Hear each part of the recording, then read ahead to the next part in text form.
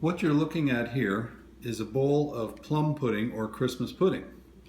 Now, to have a successful plum pudding, it needs to be cooked properly.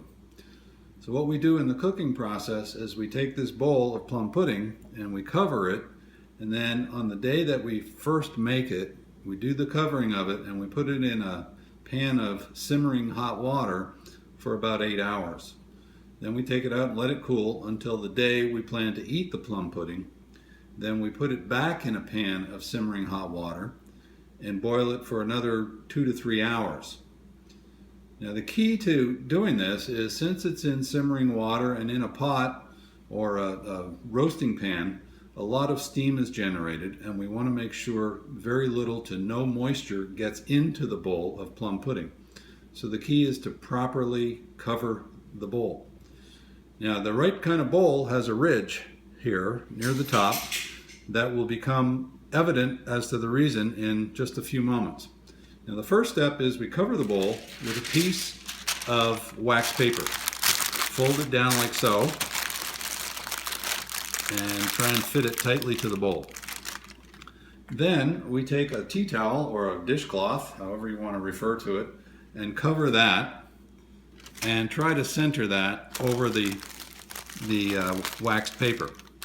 Now the final step, and one that usually causes me to start cursing and swearing, is we have to tie a string around this cloth top and wax paper right below the ridge line, right about here, and then we try and get it on and get it strung around and then tighten it. Now the reason for the ridge line is so that the string doesn't sneak off the top, and as in the next couple of steps you'll see why it won't go down. But it's, as I said, cursing and swearing is a fun pastime when you're trying to do this and get it done, especially when you're trying to make a video. Anyway, so I will try and do this. Having a third or a second person with a third finger or third hand available is a big help, but in this video that's not going to be available to me.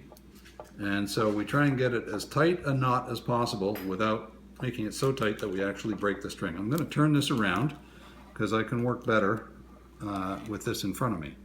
So we get it tight and then we try and make a knot without loosening it and losing the grip. We don't have to worry about the string being too long or even the wax paper being too big, because we'll trim them before we start the boiling process. So now we seem to have it pretty tight and pretty good. So now we take the, I'm going to cut this right now.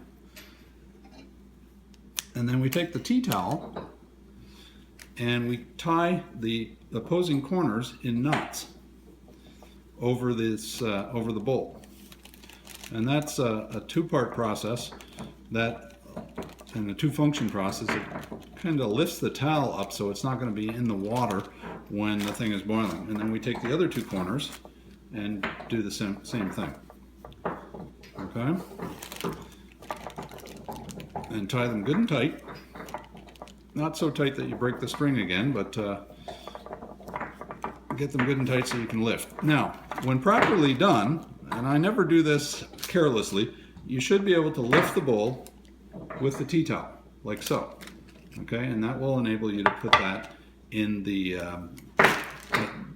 bowl of water, or I use a roasting pan because I usually have 2 or 3 of these when I'm doing it.